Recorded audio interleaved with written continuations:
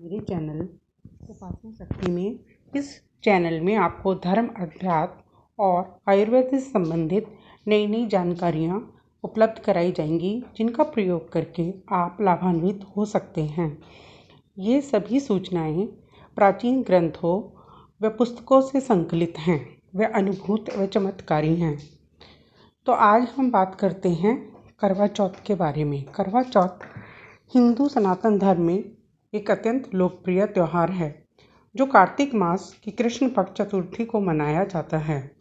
इस दिन पत्नियां पति की दीर्घायु की कामना हेतु निर्जल व्रत रखती हैं। वे रात्रि में चंद्र दर्शन के बाद ही व्रत का समापन करती हैं।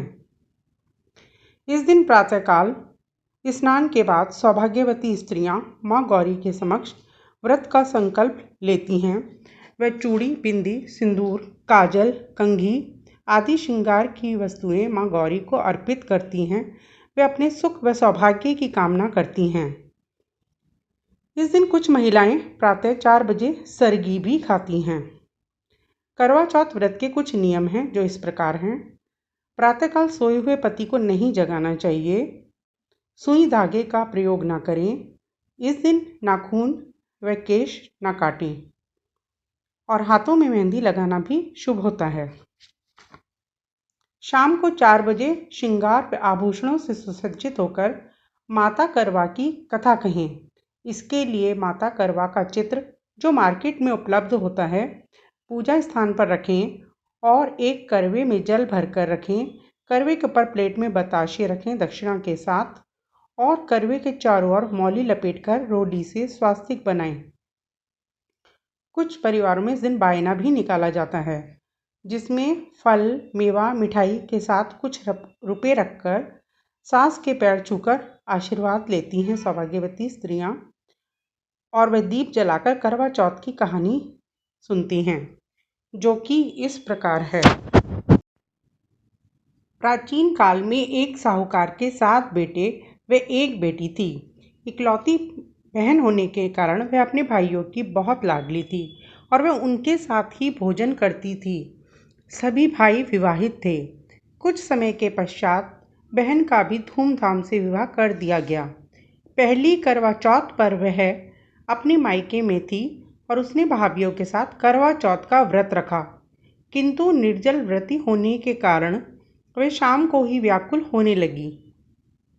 जब भाई खाना खाने बैठे तो उन्होंने उससे भी खाने का आग्रह किया, तो भाभी बोली कि इसका तो करवा चौथ का व्रत है।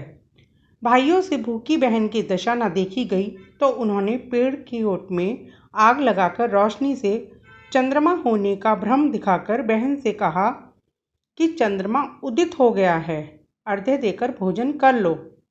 बहन ने भाभियों से कहा कि आओ अर्घ्य दे दें, तो भाभियों ने कहा, ये तो तुम्हारा चांद है, हमारा चांद तो रात में उगेगा।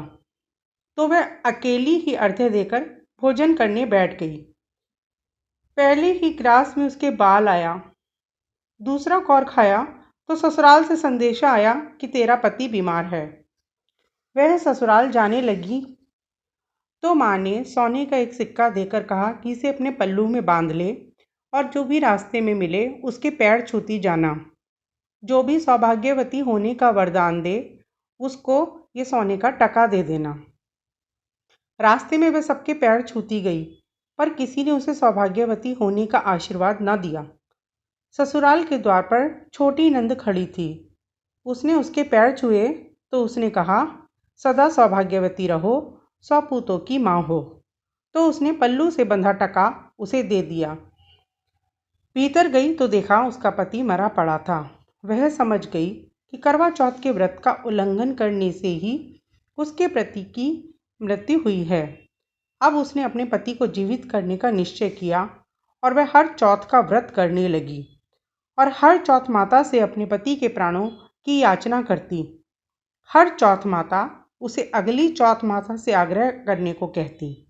इस तरह जब आश्विन मास की चौथ आई तो वह उनके पैर पकड़कर बहुत रोई।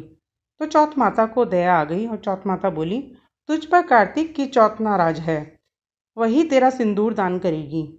कार्तिक मास की चौथ आई तो उसने पति के प्राण मांगे व अपनी भूल की क्षमा मांगी। तो कार्तिक की चौथ माता राजी हो गईं और उन्होंने उसके पति के प्राण वापस कर दिए। इस तरह उसने पातिव्रत्य धर्म के प्रभाव से अपना सौभाग्य वापस पाया और नगर में ढिंढोरा पिटवा दिया कि कोई भी करवा चौथ का व्रत अधूरा ना करे, सब इसे पूर्ण विधि विधान से करें। और करवा चौथ के व्रत की महिमा सर्वत्र फैल गई। उसके बाद इस दिन सभी सौभाग्यवती स्त्रियां अपने पति की मंगल कामना के लिए इस व्रत को करती हैं। कथा सुनने के लिए धन्यवाद।